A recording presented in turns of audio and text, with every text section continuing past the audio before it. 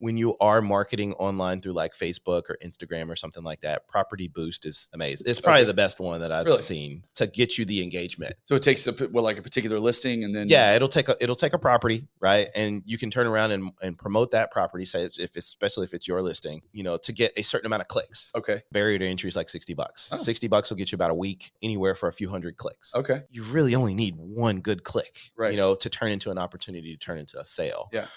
You could spend up to, like 200 or so bucks, and you'll get 30 days, and that'll get you a few thousand clicks on it. And when we say clicks, that's somebody actually clicking your advertisement and being taken somewhere to where you are controlling what they see, and what they do, and have eyes on what they're doing online. Right. That's been a really big one as of late.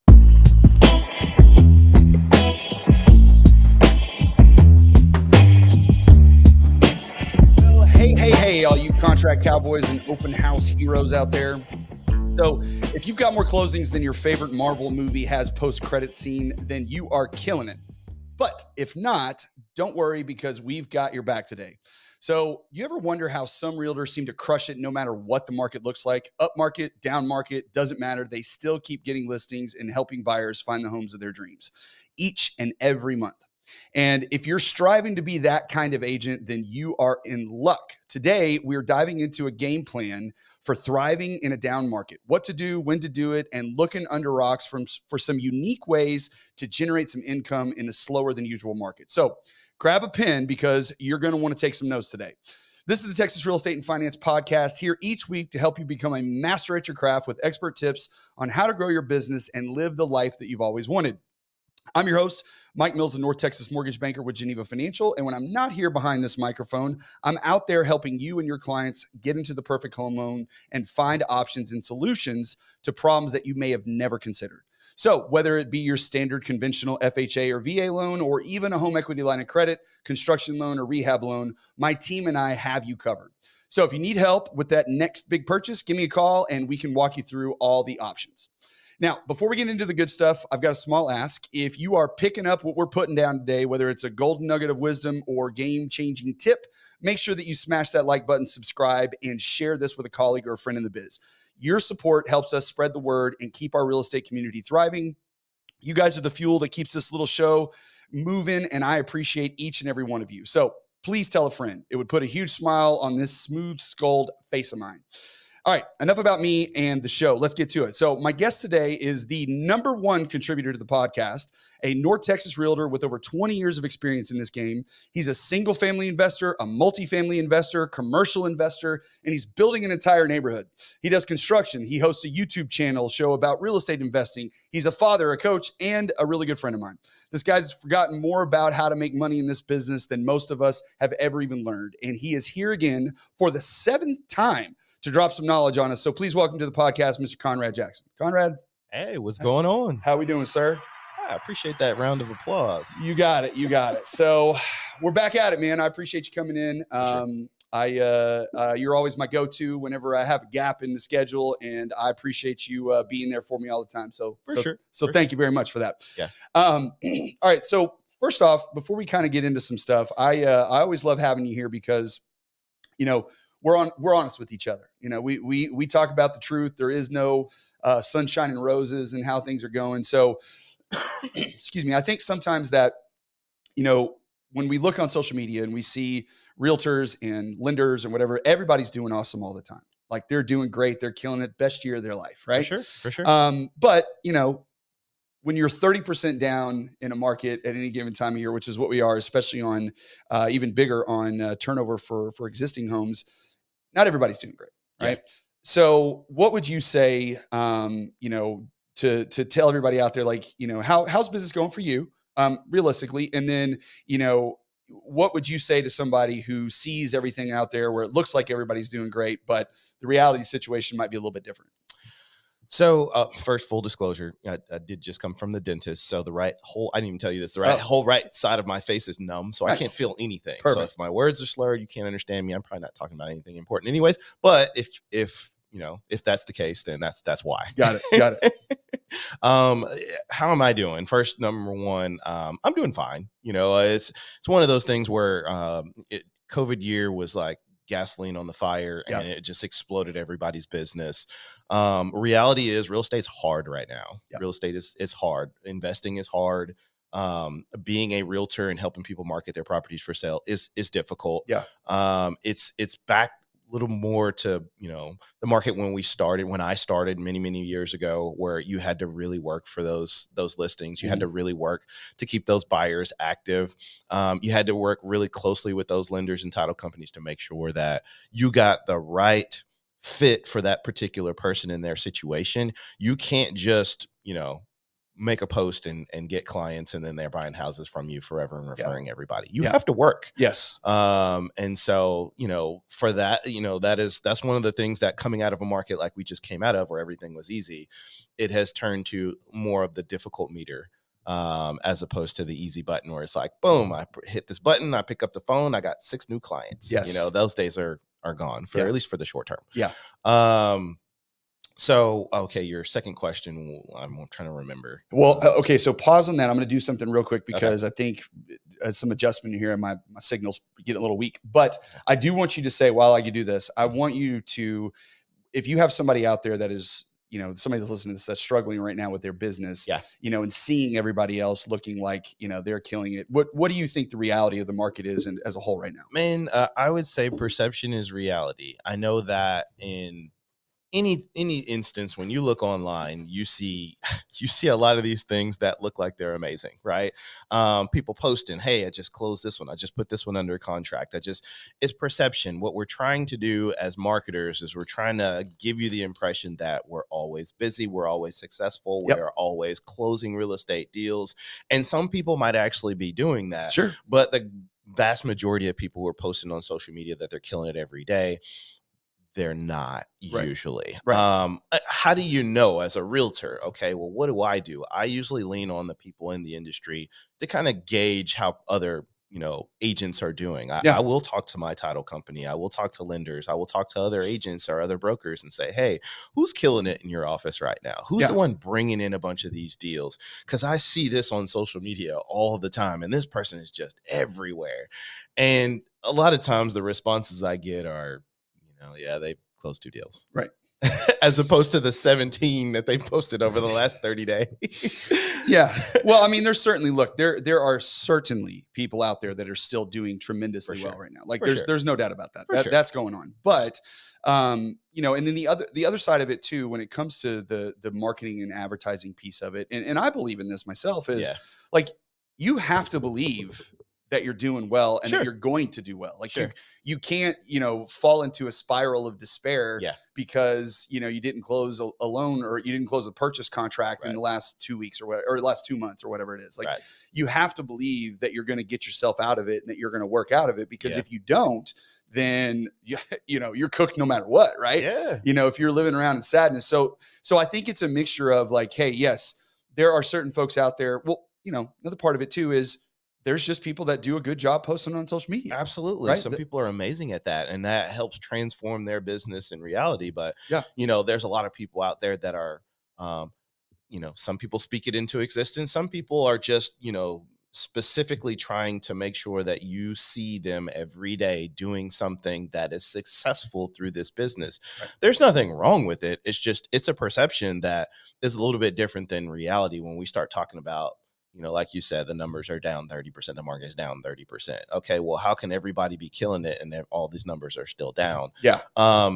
It's just perception. So you got to make sure that you understand, okay, in this day and age, when I'm choosing somebody, is this the right fit for me? Right. Based off of my needs and my wants and my goals, and not just go off of what you see online. So what have you done to really start adjusting, when the market's slowed down and you're like, okay, now I've got to, I've got to get things moving a little bit more. I got to do things different. Let's put it that way. Right. So what have you, what kind of practices, what kind of processes and stuff have you enacted to try to really start upping your game a little bit since everything is slowed? Because I mean, at this point we're a good solid 2 years into it basically. So what have you started to do? So what have you done? I should say. I think my approach is, I'm more old school. I started, with the old school mentality of, this is how you work. That you have to make a certain amount of calls, certain amount of appointments, certain amount of things you got to do every day in order to be successful. And so coming out of the COVID years, the market was way different. You didn't have to do half of those things in order to still be successful.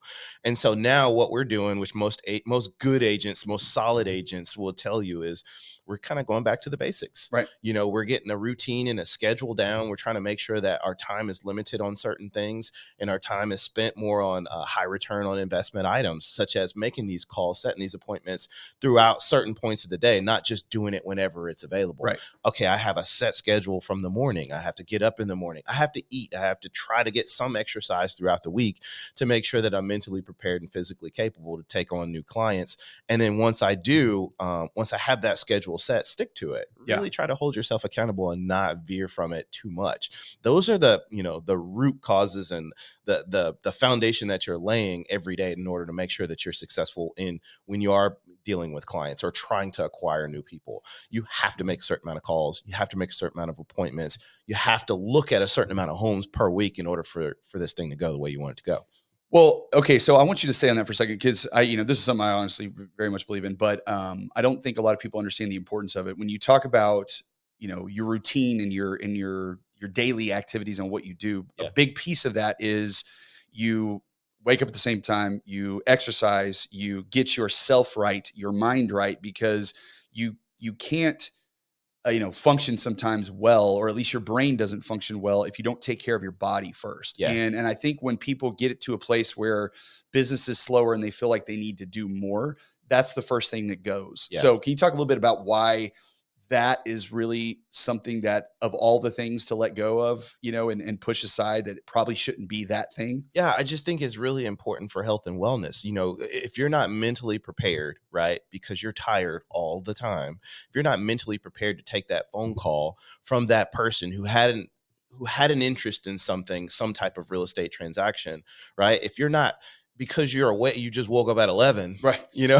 Middle of the day, and you're just waking up, you're still groggy, and you're not ready and prepared to take that call, then you miss out on business. I heard, I don't know how true this is, but I heard recently for another source that every call, especially in our area in North Texas, every call that you miss as a realtor is potentially worth about $9,000. Really? Yeah, every real estate call. Okay. So if I missed 4 calls that day, how much money did I leave on the table? Right. Well, if I've got up on my schedule and I've got the juices flowing, I've actually worked out, which for me is, my working out is different than the next person's. Sure, everybody's routine. My thought of working out is, okay, I need to get a certain amount of cardio in per week and a certain amount of exercise movement going left laterally, right? My wife gets up every day at like 4 something and goes to the gym. Yeah, she's home by 6. Yes. And she takes kids. So she's a different animal than I am. I play basketball 1 time a week. It's high intensity basketball in a gym with no air conditioning, and it's very difficult. And I feel like I'm going to die afterwards, but I got a week's worth of cardio out of it. Well, and you coach kids in basketball as well. Correct. And anybody that's ever coached anybody knows that you're not just the guy standing on the sideline. Like there's a lot of movement involved with that. Exactly. So I think that that's very important in getting your creative juices flowing for the day, making sure that you're not eating like trash every single day, because if you do, it really affects your how you feel physically, which affects what you can do mentally. Yeah. If you mentally are prepared and sharp because you did what you needed to do early in the day or late in the day, so that way you're fresh in the morning, and you've eaten somewhat decent throughout the day, when those calls or those opportunities come in, you're ready for them. Yeah. You're more prepared for them than you would be if you just rolled out of bed whenever you wanted to every day. Yeah. It's just, you miss too many opportunities that way. So I think that component is important, shouldn't be discounted when we're talking about your personal success and how you're going to get there. You got to be ready. Yeah. Yeah. Well, like I said, I'm a big believer in, you have to get your head in the right space. And part of that, because again, this idea that, if things aren't going well or you're not blowing and going, you've got to stay positive about it, because the moment you get into a pit of despair, then you're going to be dead meat. Yeah. But the thing that people miss on that is, in order to not get there, often you have to take care of your physical body, because when you're lethargic and tired and you don't have energy, and then all the bad stuff seems that much worse. Absolutely. You know what I mean? And you miss out on the good stuff, and you miss out on the opportunities, because your brain's not operating at its highest capacity, because you've slept all day, or you're upset because something happened. You just can't get over it, or whatever the case may be. So I think that plays such a huge role in being able to thrive in whatever business you are. It doesn't matter. For sure. Real estate, lending, I mean, anything. You have to have your head in the right place. And you have to take care of your body. So for sure. All right. So that's one thing. So then now let's assume we're kind of, blowing and going at this point. We've taken care of ourselves. What if you're sitting there as a realtor without any business right now, or you're hearing the crickets, as I like to say, Yeah. then, where should you start? Like, what should be a focus to begin with to say, okay, I've got to do this. Yeah. What's an activity or a couple of activities that people could do that maybe they haven't done or haven't done in the past that would really get those things going and lead to other opportunities? I think people discount their network too much, these days. Well, I people think, say I work off my sphere all the time. That's their number one answer. But I mean, what is your sphere? Is your sphere your family, or is your sphere your community, right? Your community are the people that you see often throughout the week, typically more than one time a week. It could be the person at the grocery store who always bags your groceries. It could be, somebody at the post office that you always run into in passing, people that your kids have played in a sport with and you see their parent. Like, working your sphere doesn't just mean, okay, I'm talking to my sister and my sister bought a house last year, so I'm done. My uncle ain't buying a house because he's done, so you got to actually, work outside of those boundaries and say, okay, well, my sphere is bigger than just my immediate family. We are all, I feel like, for the most part, guilty of being on screen time way too much. When you're on that screen time, you're typically on a Facebook or an Instagram. Okay, so are we just swiping? Or are we actually connecting with people that follow us? Why are they following you? Where are you going? If you're not going anywhere, why are they following you? Well, some people are actually following you. Okay, so are you connecting and reaching out to them on a regular basis? And it doesn't always have to be real estate related. It could be, hi, hello, how's your family? How are you doing? We haven't spoken in a while, which eventually leads into more context, which eventually leads into your segue into letting them know that you're available to help them in this business. Staying in front of people is very important, but I think the easiest thing that we can do right now is just work the community online and the community offline. That's the people you're running to every day in the car pickup line, letting them know, wearing your t-shirts that have your logo, just interacting with people. And then once you have made a connection with that person, take note of it and make a schedule from it. Okay, I ran into this person, and every time that you talk to them, you'd let them know, hey, I'm going to reach out to you in a week or so, or a couple of weeks, and then do it. Yeah. Then you actually have to follow through. Well, I think we spend a lot of money these days on these amazing leads that are going to generate all this business. And then we're buying all this software that's going to generate all this business. Well, the software and the leads they're supposed to help you sustain the business that you have. But you already have everything you need in your community. You already have everything you need. You just have to actually talk to these people, connect with these people, consistently follow up with these people. And in order to do that, you have to have some type of schedule. If you're not following that schedule, then the day's setting itself for you. You're just freestyling. You don't freestyle to success these days. No. You can't wander your way through it. It doesn't typically work. Speaking on the sphere thing, this is something that we mentioned it a little bit heading into it, and you've brought it up a couple of times, but you do really well in this. This is actually, how my wife and I built our business was being involved. Right. Correct. So part of working your sphere that a lot of folks don't think about is you have to get involved in your community doing something. Sure. And I always recommend do something that you love to do, obviously, right? If you're very if you go to church every Sunday and go to, your youth groups and you go to then get involved with your church. If you love reading books, find a book club. If you're a pet owner and, you just obsessed with your animals, then go find a pet community to get involved with and whatever adoptions and things of that nature. But you and I have a similar path in that, we both played sports. We got our kids involved in sports at a young age. And we both coach. I'm since retired because mine are older, but you're in the thick of it right now. Right. So, and your wife's involved with it too. So I want you to talk a little bit about what that's been like and how, are you going to get a deal from every kid that you coach? Of course not. But it is about connecting with people in your community and them seeing you all the time and knowing that you're passionate about stuff. So talk about how the involvement with the teams and Kay's involvement with the schools and stuff, how that's helped you guys. I think as any successful agent, we have to have some type of balance, right? We're overly obsessive about our goals and the things that we want to do and accomplish through our business. And so you have to have that balance to help equal out, the stresses of that business. And one of the ways that we found as stress relievers is, of course, making sure that you're exercising, working out, staying active, but also getting involved in the community. How does that affect your business? I mean, it's huge. It's ridiculous. I grew up in this area, right? And so most of my connections came from sports as a kid in this area, right? And so now, with my oldest being in high school and my youngest being in, first grade, I have a wide range of spectrum where I recognize people pretty much everywhere that I go. Well, that for me is a benefit. My wife hates it, but every time I go somewhere, no matter where we are, really in the United States, I've seen somebody that I've known. I've ran into somebody that I've had a dealings with. So, when you coach your kids, sports teams, you get to know the parents. Then you get to know the parents' other kids, then you get to know the relatives who come to watch those kids. And the people that organize the leagues and coordinate the events. The other coaches, the other tournament people you order uniforms from. Exactly. So all of these people now have a relationship with you. Now, so take that one step further. Now we're all connected through social media. When we're trying to, as a coach, figure out who we're going to play in this tournament, that's, somewhere else in our DFW area, we immediately go to social media and look up their team.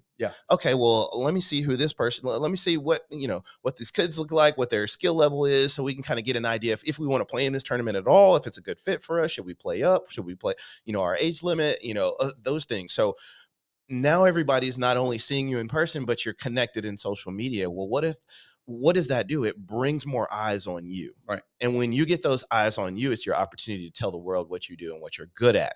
That affects your business. Okay.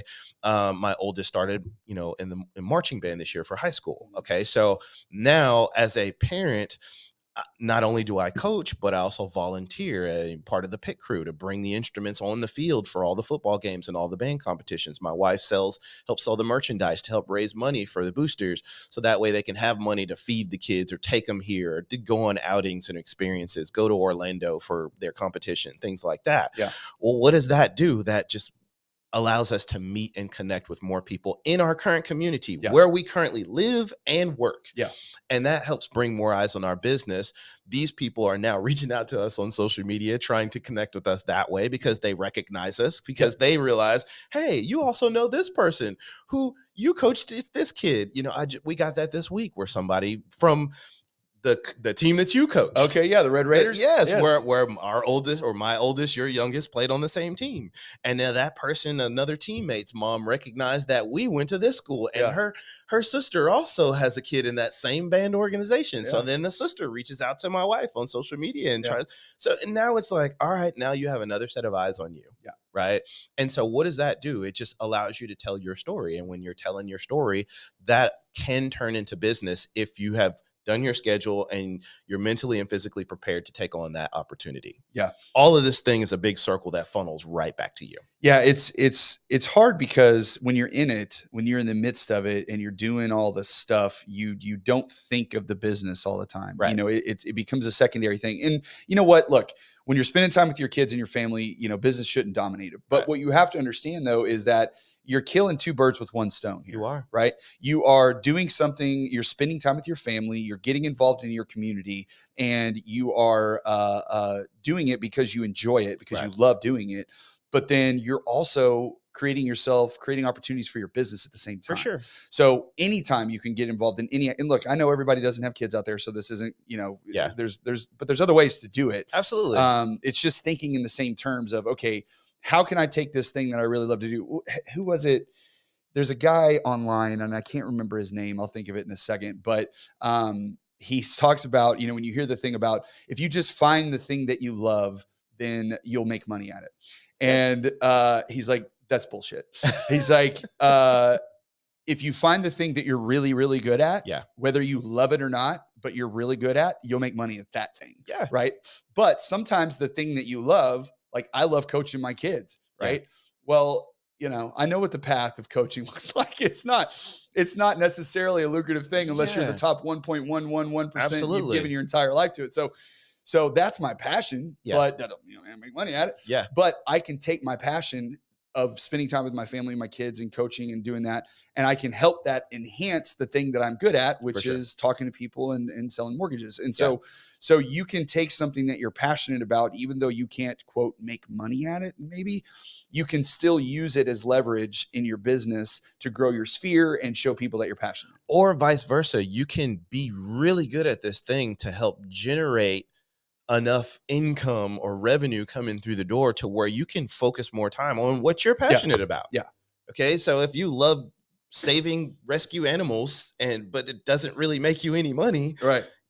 Be really good at this thing, your job, your main occupation, and then use the excess time that you gain and the excess money that you gain to help pour into a foundation that will help that and allow you to volunteer and do that.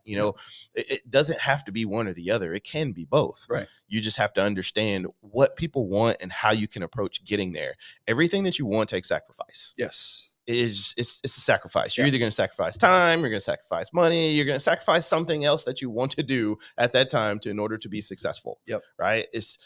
We have to understand that we can't I think that I really feel like the COVID years really hurt a lot of people because we just ultimately became lazy, myself included, to a certain extent. Oh yeah, we became lazy. Everything became easy. You got spoon fed your money. You got spoon fed your business. You didn't have to go out. Everything. You could stay in the house. Yeah, and you could be at home all day. And it's like, all right, now that's over. Okay, so now you have to actually get to work. Yeah, and that's the thing that I feel like people are struggling with. They're having to relearn how to walk in this business, and you have to get back to the basics. In my opinion is you have to start fresh, and I need to make my schedule. I need to see that schedule every day. I need to make sure I eat right. I need to make sure I exercise. I have a certain amount of touch points where I have to hit people a certain amount of times per month in order for them to actually pick up the phone and call me. Right. Yeah. And that's what we're trying to get to. So, all right. So schedule, we've got routine, we've got get involved, grow your sphere, be involved in your community. So now we're doing those things. Now, how do we promote ourselves? What are we needing to do, as far as marketing activities go, to make sure that people see us, know where we're at? And, I know social media obviously is going to play a role in this. Yeah.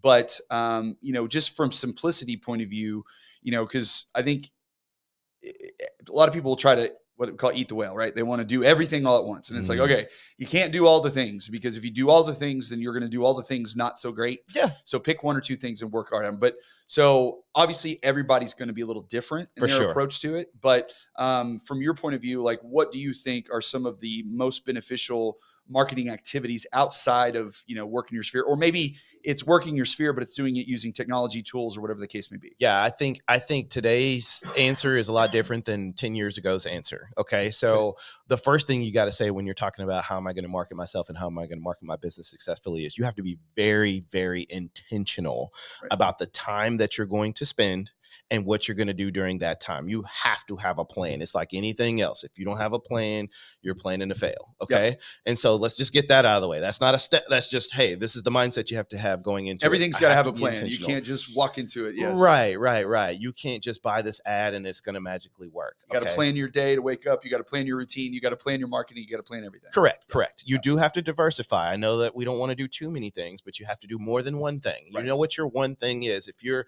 great at hot yoga and hot yoga brings in the clients. All right. Well, you hot yoga that sucker to death because that's your bread and butter. Right. But you also have to advertise a certain amount online in social media. Okay. You have to buy a certain amount of ad space somewhere. Okay. So you think buying ad space is a good move these days? Depends on where you're buying it. Like for me, depending on also where you are in your business. Sure.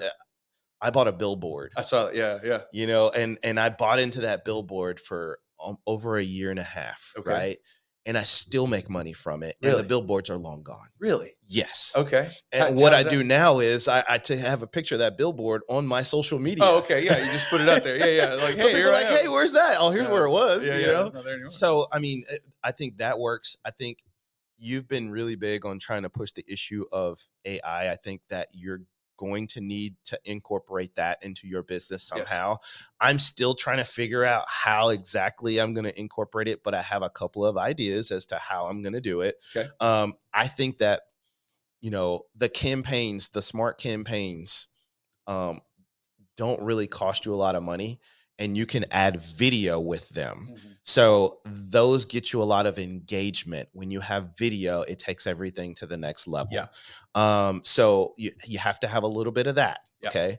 You still have to do the hard piece mailing, and whether it's a door knocker, whether it's a mail out, a postcard, or whatever, that cannot be, eliminated from your business these Right. days, Right. because there's a certain demographic of people that just, they look at their mail and they're calling the stuff that they get from Well, the and there's mail. less things in the mail, honestly. Right, I mean, right, because everything's hitting you online now. everything's online. So, they say advertise where everyone else isn't. For And sure. if your mailbox, if you go to, check, if you go to your mailbox every day, some days you go, there's literally nothing. Right, And then right. some days you might have 2 or 3 pieces, maybe on the weekends as you roll into Friday, you'll get the little flyer for the grocery store or whatever. But other than that, it's pretty empty. So Yeah. that's a great place to be. Yeah, I think if you're starting, I think that's a good starting space for you. Okay, I've got piecemeal marketing, I've got online.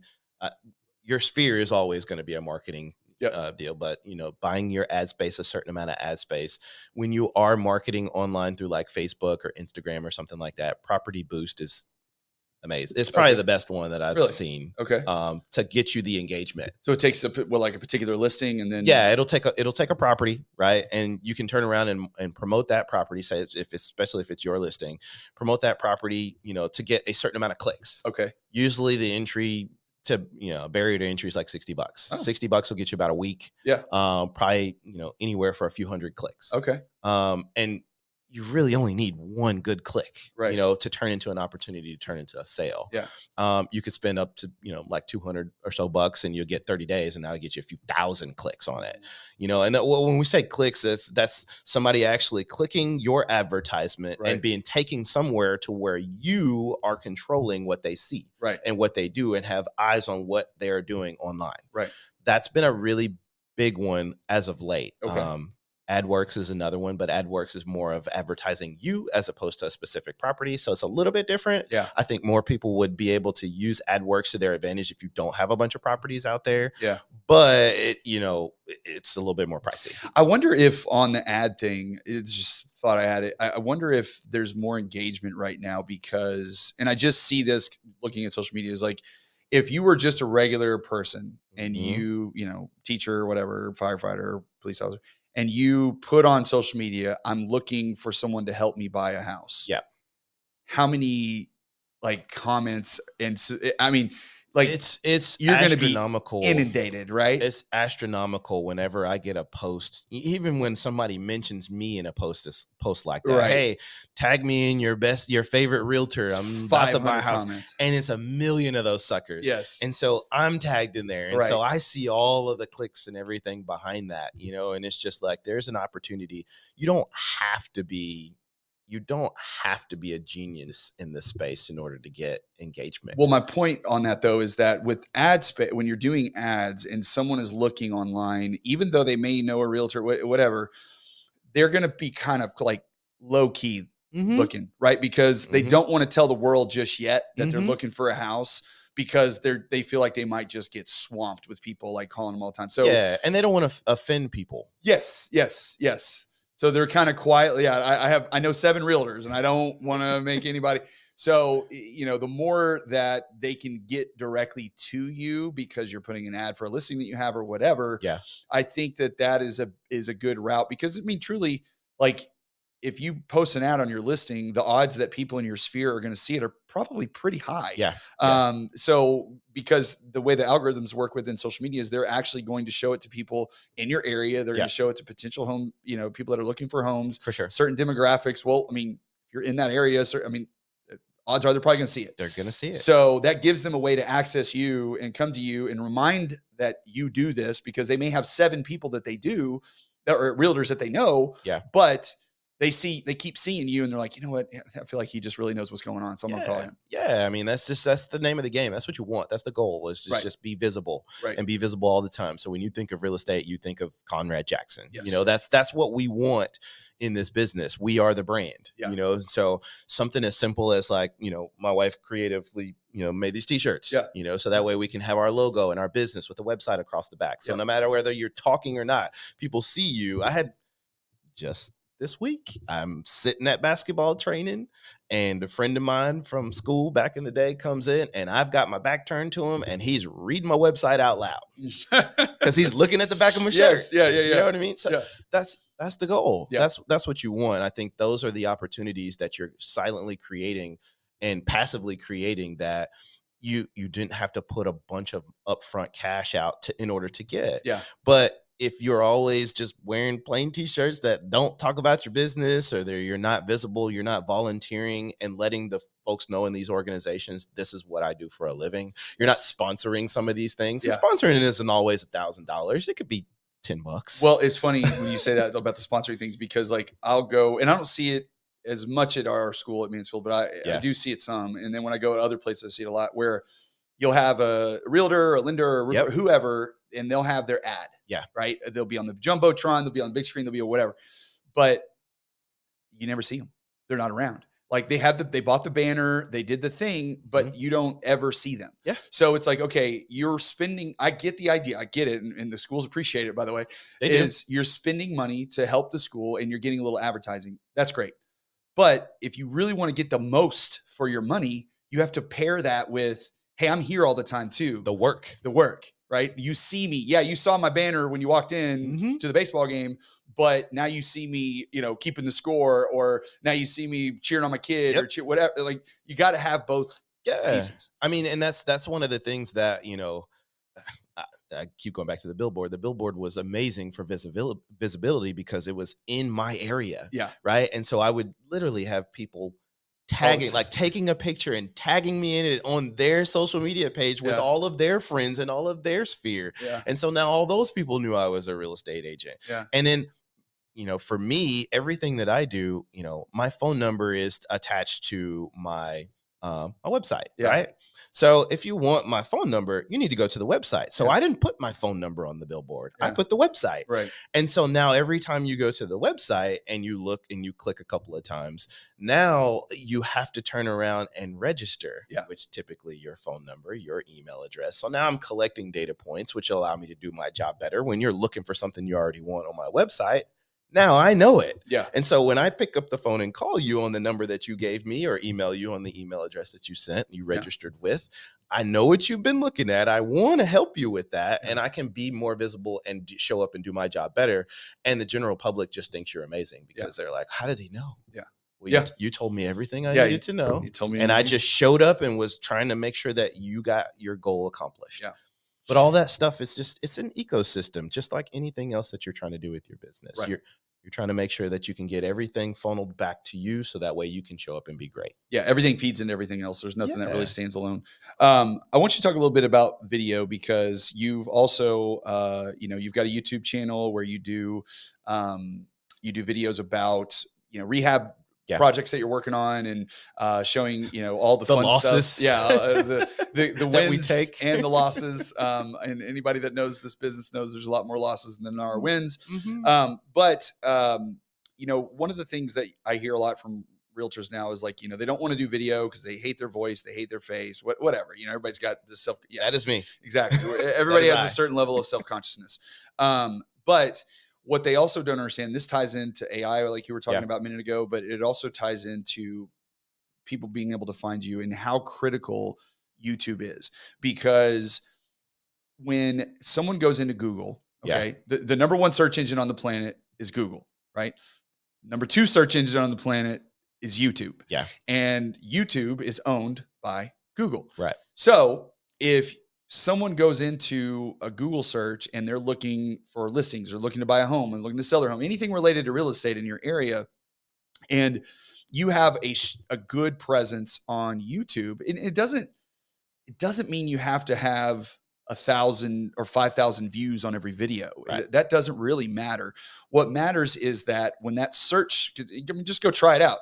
You type in a search, the first 4 or 5 results will be a video about that topic. Yeah. And they'll be usually going straight to YouTube. And so if you've got keywords in there, if you're using, some of your SEO descriptions to make sure that certain words are hit when someone goes into search, the likelihood that you're going to be found is much, much greater. And where it ties into AI is that more and more people, myself included, I really don't use Google a ton anymore, unless it's something like I need immediately necessarily, because I do Yeah. have there's just it, I can just pull up a tab on my computer real fast and don't have to wait, but or just type it in the search bar. But when you use AI, when you use Chat GPT, there's a search engine, AI search engine called Perplexity that I really like to use. That just gives you the answer, right? Or Google does it too with Gemini. They'll actually give you an answer Yeah. instead of just the pages. But then they all start linking to sources for this information. Yeah. Well, I saw a thing the other day where this guy who's on YouTube doesn't even have I think he had like 2,000 subscribers. It wasn't a big channel, but the video that I was watching was showing how this guy went in to search for, I think he was a roofer, I want to say, search for roofers in his area. And this guy who made this YouTube channel had built so many different videos about roofing. And like he just had a large volume of videos out there Yeah. that one of the suggestions that the AI made was to check out this guy's channel because he had that. Was available. He was available. He had the presence online. Yes, he had the presence online. And so what AI does now is when you use it to search or find information, yes, it's going to give you an answer. It doesn't give you pages, but it'll still give you links. Yeah. And if you have enough out there that when they're searching for that thing, then now this other channel that people go to use to search is now going to also be pulling you up. But if you don't have a YouTube channel, you're not going to be there. Yeah. Why is that important? Also, you think of it just from that perspective, yes, but also the validation that you're the right person in today's day and age where it's difficult to get sellers. Sellers are just, they have the pick of the litter because everybody needs them and everybody needs buyers and everybody need, and you're trying to compete against the next guy for scrapping for deals. And you don't know how many times, especially as of late, that when I get a new client, it's, man, my aunt is a realtor or my friend is a realtor or this person's a realtor, but we went with you because you're the expert. We see all your videos that you do and you're in construction and you're building this and you're rehabbing that. And it's just, we felt like you have more experience than this person. Yeah. Do I really? Maybe not. In some cases, I might not. Hey, they may have been in the business. Right? But ultimately, I mean, I do have the experience, but ultimately, that person may have been in the business longer, but I have now validation because I have a presence on Google, I have a presence on YouTube, I have a presence on social media, I have a presence in the public, in the community. So they see me everywhere.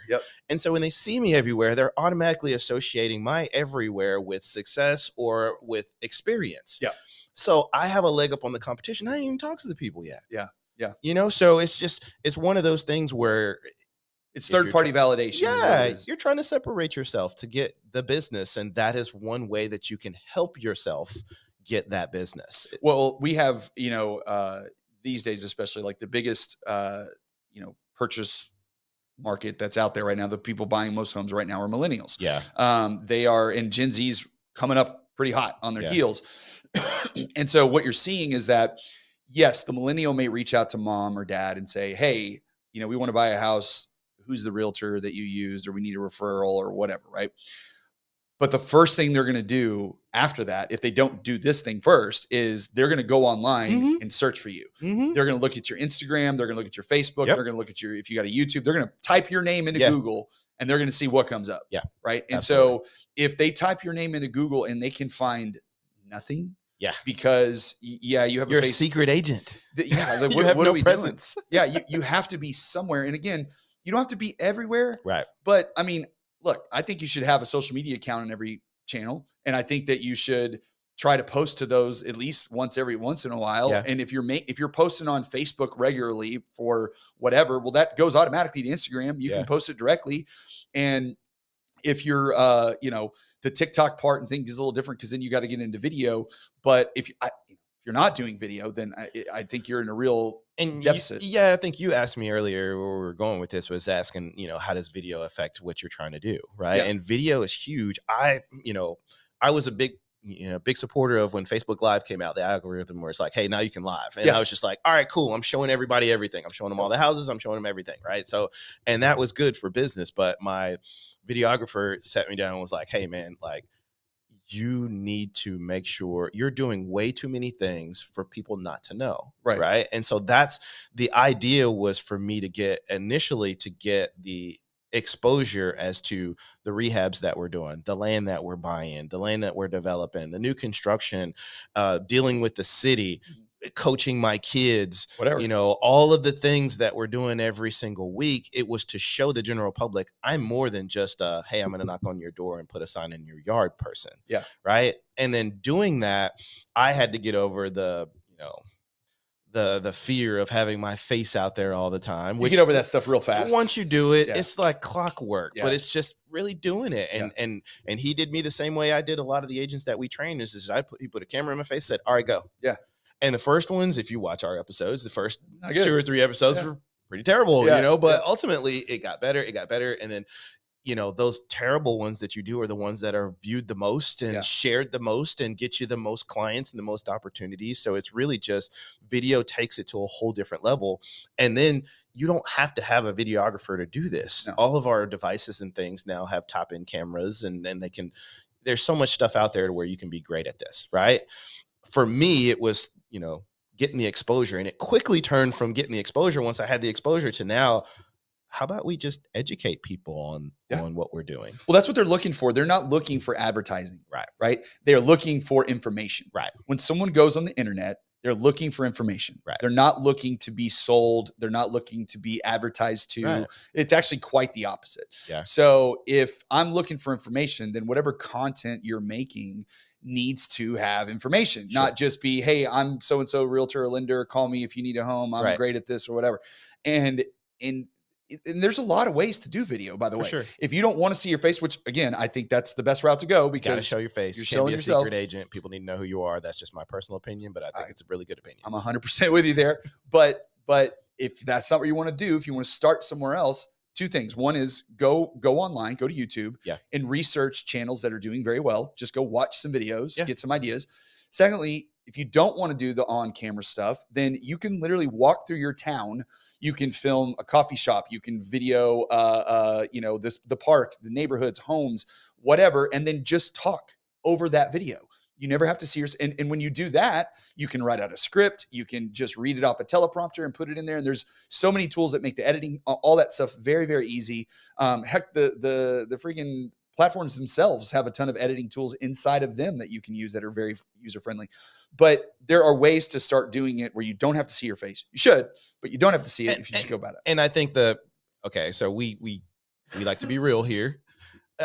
We should give them an opportunity. If you're an agent and you're watching this and you are trying to get your business off the ground, and this is something that's new to you that you haven't done it very successfully, the you should part, and we need to throw that out the window. Do it. Okay. Because I'm going to tell you very simply, if you do all of this stuff and you go show this area, the average median home price for this, and you show the water tower and you show the AT&T stadium, and you show why Arlington or Mansfield are amazing places to live, and then all we hear is your voice, all you did was give me a layup to go in and take that person. Once they really are looking for an agent and they're looking for somebody, they looked at your stuff, they liked your stuff, and then they saw my face and said, I recognize that guy. I'm going to use him. He knows all this stuff too. It's true. It's true. So if you don't want to give me the layup, you need to put your face on screen. Yes. Because if not, they will see mine. Yeah. Yeah. No, you have to put yourself out there and you have to do it. And look, again, like I've said, there's many ways to do it. I am not great at making videos about whatever. I don't know, just random, here's how to refinance. But what I do and I like to do is this. I do the podcast and I do it live on video, and then I take the video and then I make clips out of it and post those on YouTube and all that. So those go out on a regular basis because they see my face. They see that I'm knowledgeable about particular topics. Sure. I talk to people that are also knowledgeable, and that's what drives people to it. So again, you don't have to do it the same way that everybody else does, but the elements are still similar. You got to have your face, you got to have your voice, you got to give information, I think those are the most important pieces to it. And if you're not doing that stuff, then again, like you said, you're just a secret agent. Yeah, you're a secret agent, man. And there are plenty of them out there. And I'm okay with that because I am not one, and we benefit from those secret agents. But I think that, ultimately the point we want to get across is you have to do the work. You have to show your face. People need to recognize you and know who you are. Yeah. You have to have a plan. You have to implement some of these things like video and online marketing in space. You have to work with your sphere. Like, these are all things that are essential. These are not negotiable items. These are non-negotiables. Yeah. If you're not going to do these things, you are going to get some success, possibly. Sure. You won't get consistency. Yeah. And consistency comes through repetition. Yeah. And we all know if you're not putting in the reps, shot ain't going in. That's exactly right. I do want you to go through. So if you were, I'm again, a big proponent believer of something called like your ideal week. And when I work with agents about this, I talk about it a lot because I believe that if you set up your week for these are the things that I'm going to do every single week. Now, are you going to do them every single week? No. Are you going to be perfect at this? No. Right. Like there's going to be gaps, and I, you got to leave slack in there. You can't have every hour of every day scheduled because you got fires to put out. Life happens, etc. But if you were going to sit down and lay out, okay, Monday through Sunday, right? Because there's no days off. Yeah. All right. Monday through Sunday, if you were going to sit here and go, okay, I lay out, this is my ideal week. Here's what I do Mondays in the morning, afternoon, evening. Here's what I do too. Like, how would you go through that? So I think it's very simple, especially if you've been doing your schedule, you should know your schedule, but I break it down per the day, right? Because as we talked about off camera, like my afternoons and evenings are decimated by, family related activities, practices, and games. So things have to be done earlier for us. So earlier in the week, of course, the Mondays of the week, possibly Tuesdays, depending on how bad Sunday was. In the mornings, from that time block from 8 to 4, you have to get your prospecting out. You have to get your scheduling done. You have to set your goals for that particular week, whether you're adjusting your number of calls or your number of emails or your number of follow-ups, you're adjusting that. All of that is done in that time block from 8 a.m. to noon, right? Because that's when you're free usually, because you don't have a lot of calls coming in. Exactly. For people. Exactly. Yeah. So from 8 to noon, you're working on your sphere, you're working your database, out. You're setting your schedules, and you're setting your appointments that you're going in your follow-ups, right? From that space after noon, right? I call them low return on investment items. For some people, they might be high, but it's, hey, I needed to get this paperwork sent. I need to do this. I need to send this to my transaction coordinator so she can send it, right. Or I need to follow up with this, or I need to pay this bill, or I need to do this. That all comes after 12 o'clock. Right. If you're going to be a successful realtor, no matter how many years you've been in the business, you have to look at homes. And so previewing homes, looking at a certain amount of homes in person so you can stay, it's almost like practicing, a baseball swing or a jump shot or throwing a football or a volleyball. Well, if you're a reporter on the NBA, right? If you're reporting on the NBA, then you have to watch games. You do. So when you're a realtor, you're a reporter on the real estate market, right? Then you need to go see houses. How can I tell you about the latest trends that are coming in our real estate market for what sellers are doing to help them sell their homes or being more creative with this design space? What builders are doing. If I ain't never looked at a home in the last 6 months, you actually have to get out there and physically open doors and go through those motions of where does this house fit? You'll notice there's only a certain amount of ways you can build a house. So if you can see from the outside, you can pretty much tell where the rooms are on the inside if you've done it enough. Well, those things are things that can be communicated to your client to show that you have experience. And if you'd never open the door on your own, then when you open the door for them, y'all are both surprised. You both walking in the house like, dang, I didn't know the kitchen was going to be over there. That's pretty cool. Well, plus it's weird how the universe works, but when you do real estate activities, whatever that may be, stuff seems to happen. I don't know. So mojo. Go see 3 houses every day for 5 days. And I promise you, if you did nothing else, somebody's calling you. I don't know why it works like that. But or the neighbor comes outside, is like, hey, you know what? How's that house look on the inside? That's right. And now you've got an opportunity to now become a showing agent, so you just gotta be available. And that's the hard thing that people, the answer that people know, but they don't want to hear. Yeah. What do I need to do to be successful? Be available. That's what the NFL says. Your best ability is availability. Yeah. So it's the same thing in real estate. Yeah. Be available. All right. So morning, you're knocking out your let's call it your marketing activities. To some extent, you're planning for the day because that's the slow time. Your phone's not ringing usually at that point because people are at work or doing whatever. And so that's the time to get your, let's call it like focus thinking in at that point. For sure. Your high return on investment items is what I call your non-negotiables. Don't do your laundry. Don't unload the dishwasher. Don't do that at 8, please. Do all the other stuff that you need to do to get ready. Then noon hits, and now we start moving into, like you said, some of the lower return items, or going to see homes, getting paperwork done, whatever the case may be. Then you're moving into the evening, and you got to remember this is part of your planning in the morning. That I'm going to practice, right? And I'm running a practice today, and I've got these many kids. I got to get my schedule together. But I'm wearing my shirt. I'm wearing my hat. That's right. I'm, so and so had asked me a question at last practice. I'll make sure I bring that up and tell them again, or whatever the case may be. That's right. Or heck, I'm talking to the parents afterwards and have a joke about something that a client that I dealt with and think it's funny. if you're deliberate and you plan some of that stuff, it bears fruit. Yeah. For me, like prime example, we were brand new. We're freshman marching band volunteer parents, right? There's not a lot of us, right? There's only a few of us. And so when I'm in that group initially earlier in the season, I'm talking to people and I don't really have anything in common with these folks other than we're all here for band, right? And so what's the icebreaker? Hey, where you guys live over here? We all live in the same area. Where you guys live? Yeah. Okay. And then they tell me, oh yeah, I sold a house over there. Oh, you sell houses? Let me tell you. Amazing. Yes. It's just where do you live? I live over here. Oh, I sold a house on the street over there. Do you sell houses? I mean, it's stuff is not hard, but you have to be available. You have to show up. You have to know and be focused. If I was sleepy and groggy, I wouldn't be talking to anybody. I'd be trying to stay awake in these meetings. So I would imagine that your Monday through Friday looks kind of similar to that. Is there anything to the Monday, I should say, is there anything in those other days that you think is important to change up a little bit? Or is there a day of the week where you're like, hey, you really want to focus on this during that week? Or you personally, I mean, not everybody has the same schedule. Yeah. For me, Mondays is a big follow-up day because the weekend traditionally for us as agents, especially during school time, that's the time that we're actually out with clients. That's where most people are off of work. They're off on the weekends. And so you're trying to spend time in those weekends, showing them properties, doing real estate related activities in person. Right.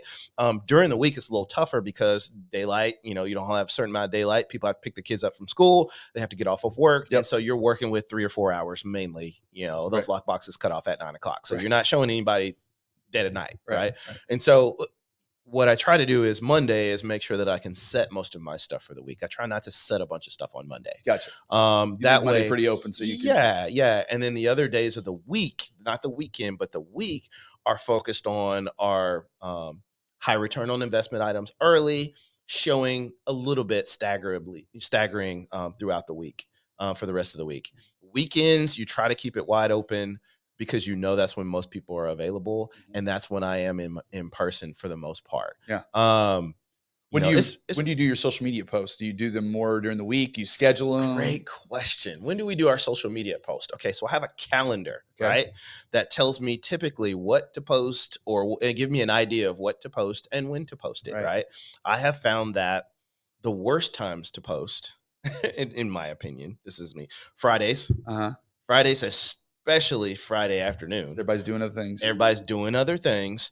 And the weekends in the evening, right? I virtually get no engagement then. Yeah. And so those days are out. Everything else for me, I'm posting at 9 o'clock or 10 o'clock.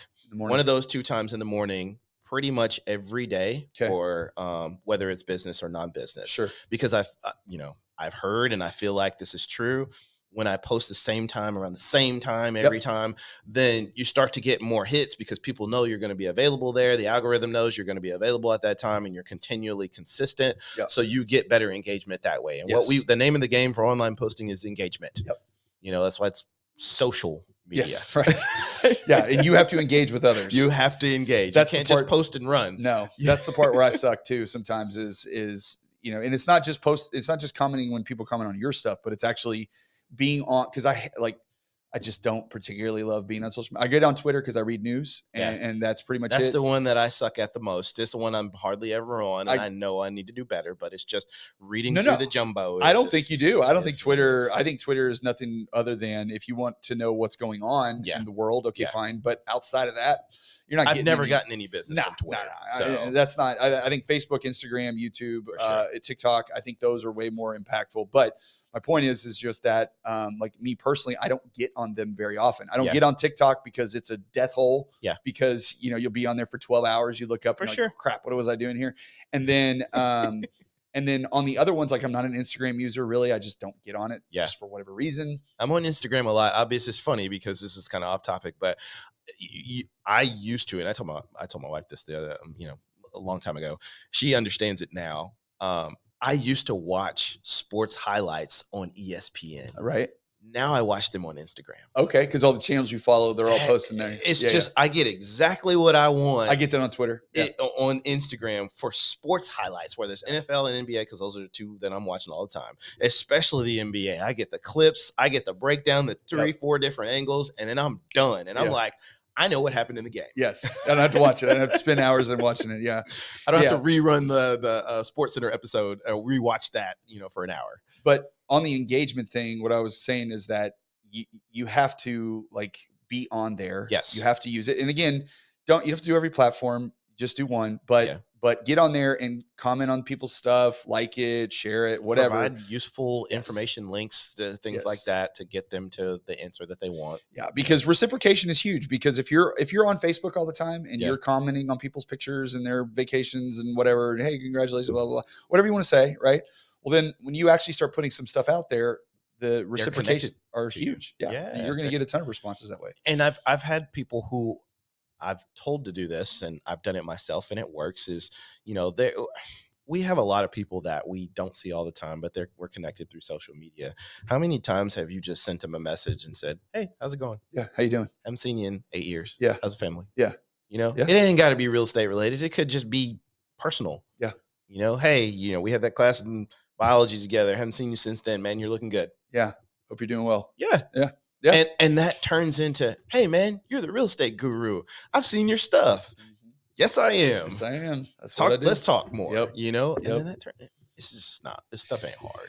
No, it's not. It's hard to do. You know what I mean? So. It is for a lot of people. And I think it comes back to where we started with this was all of these things are possible if you program your day. Yes. And if you program your week and you program yourself and you're like, well, I don't want to be a robot. Well, I'm sorry. I mean, your day's getting programmed one way or another, whether you're doing it or someone else is doing it, or the schedule and your fires that you have to put out every day is doing it. But it sounds silly, but if you sit there and go, at 4:00 on my calendar, I'm going to reach out to 3 people that I haven't spoken to in 2 years on social media. I'm going to send them a DM. I'm going to comment on whatever. And I'm going to do those 3 people. And that's all I'm going to do. I'm just going to do that. But it's in my schedule. It's on my calendar. It's something that I am deliberate about, and I'm going to plan for it to do it. And I do it. And if I do it every week, all of that stuff bears fruit. But you have to schedule yourself. You have to plan it out. Well, I mean, confidence is built through repetition. Yeah.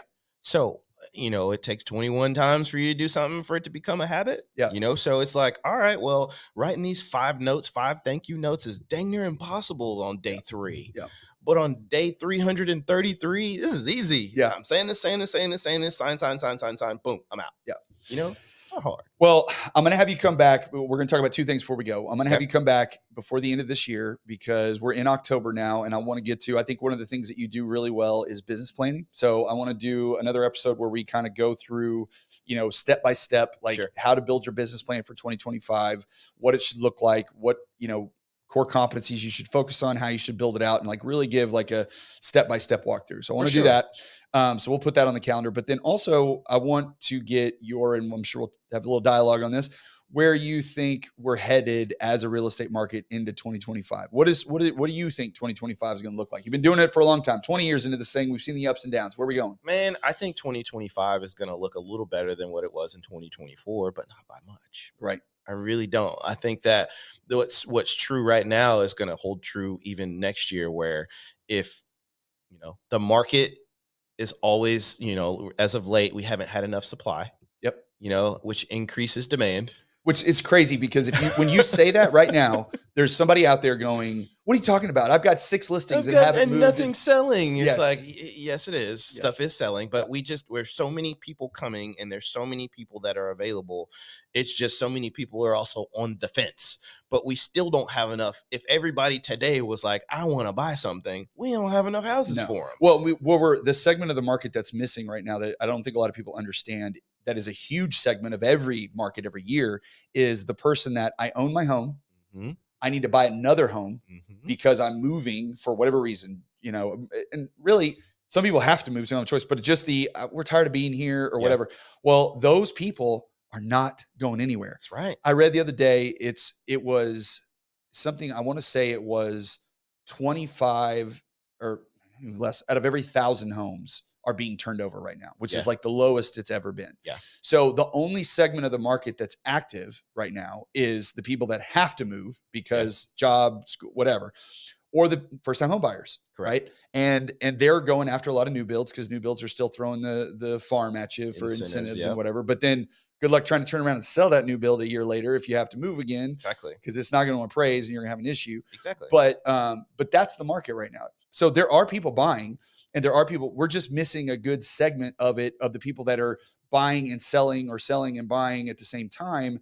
And so that's why you can still say we have an inventory shortage, Yeah. because the moment that that starts to turn even just a little bit, you're going to run into multiple offers again. Yeah, and I think that, as an agent, one thing that can help you, one thing that has helped us is trying to diversify within the space that we're already good at and we're already passionate at, which is in this world of real estate. Okay, well, as opposed to just my life hangs in the balance if I, don't buy or help people buy or sell a home, then I'm done. That's the only way that I can make money. Now, me trying to be the home builder, and when I say a home builder, I'm not building 50 homes a year. No. Yeah. We're trying to consistently close 1 to 2 homes a quarter. Right. Well, the income from that helps me not have to focus as much on the income from being an actual real estate agent. Yeah. Having a few properties that are able to be rehabbed and have some consistent money coming in on the rental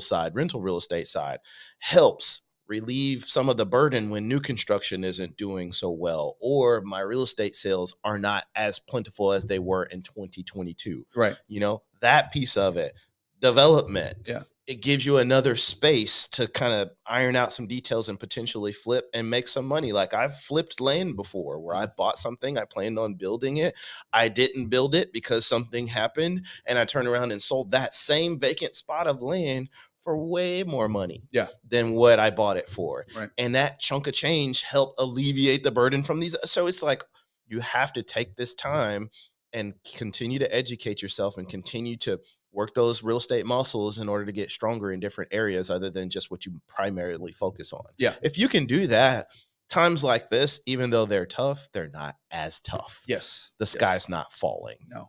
Well, and it's just hard. And I think it's hard for everybody, because we did go from, the most prolific real estate market that we've literally ever seen for a good solid 2 years, Yeah. to the worst real estate market that we've seen in 30 years immediately after that. Right. And so that just causes a lot of shock to the system, and there's a lot of change that happens. And I'm in agreement with you. I think next year will be better. I think the spring of 2025 should be pretty good, but I also feel like it's not going to be dramatically different. And I think rates are going to come down, but they're going to come down slower, and they're not going to go down in a straight line. Just as we've seen, rates were in the low sixes almost. And if you were doing a government loan, FHA or VA, they were in the fives just literally 5 days ago. Yeah. And now they're back up, getting close to 7 again. Yeah. And it's all because of things. I think it's a short-term deal. I do think that they're going to come back down. I think there's a lot of this election thing is really throwing the whole everything out of whack for a million different reasons. For sure. And so as soon as that passes, I think you're going to see things start to change quite a bit and settle in a little bit more, one way or the other. Doesn't matter. I don't think it matters that much who wins, but I think you're going to see things start to settle back in, at least in our world, in real estate. You might be in other worlds and say, like, you're crazy, it's going to be different. That's fine. But in our world, I think it'll settle down. I think it'll stabilize, which is ultimately what we want.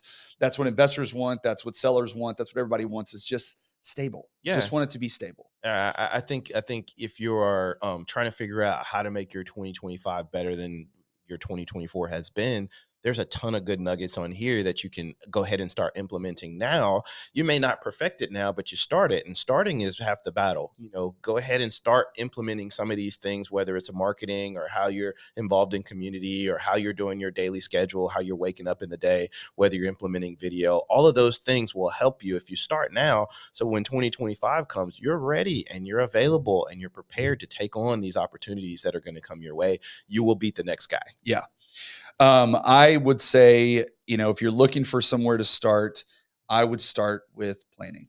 I would just, and when I say planning, I don't mean plan out your year. I mean, literally today, at the end of the day, or really it's better sometimes before the end of the day, take 30 minutes and plan tomorrow. Yes. What am I going to do tomorrow? Yes. Like, what is tomorrow going to look like? How am I going to set it up? And then if you do that, then is it going to go according to plan? No, because it never does. But leave yourself another time at the end of the day again to plan the next day, right? Well, I'll say, and this is from personal experience, I deal with a lot of contractors. Yeah. Right.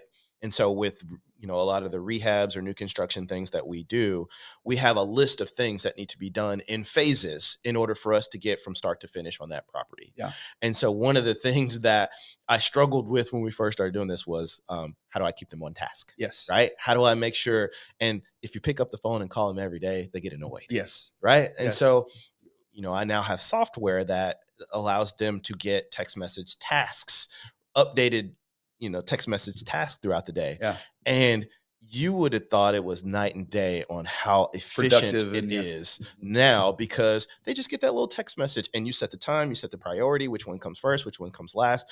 And now they get those and it's like, oh yeah. And so as opposed to me calling them saying what's going on, now they call me and say, hey, I checked this off the list. I checked this off the list. I got your picture for this. I checked this off the list. We're good. Yeah. You do the same thing for yourself. Yes. With your reminder app in your phone, which everybody has. Yes. And if you don't get them all, well, I got 6 out of 7. I know mentally that was a productive day. Yeah. Well, and I would say too, it's just like, to me, it's no different. And I'm, or if you're Susan, put a sticky note on the back of your phone. I'm possibly talking to myself here a little more too, but, and you have to remind yourself of this stuff, but it's also, you don't have to do, because this is what happens. This happens to me. Sit down. Okay. I got to plan my day for tomorrow. And I've got this mountain of tasks I'm trying to accomplish. And I look at that and at first I go, okay, I'm going to do this at 9. I'm going to do this at 10. And I go through and then I've got like 12 things in a day that I'm trying to accomplish. And then inevitably, always, I look up at the end of that and I did 2 of those things or 3 of those things. And I would tell you that when you sit down and do this, because your brain gets going, oh, I need to do this, I need to do that. You'd be amazed at how much your brain starts kicking into high gear when you're planning, is to go, okay, pull back. Yeah. What are the most 2 or 3 important things that I need to accomplish tomorrow? I've got these other things. And if I have time, great, I'll get to it. But if I don't, I just need to make sure these 3 things get done. Right. And I call those, like we talked about earlier, the non-negotiables. Yes. That's the 8 to noon schedule. For me, it says sometime between 8 and noon. These non-negotiables have to be done. And if we can do that, then these other things, these other 8 items I can space out over the next 4 days, doing 2 a day. Yeah. But those non-negotiables have to be done first. Yeah. And so if you can do that, man, categorize this thing.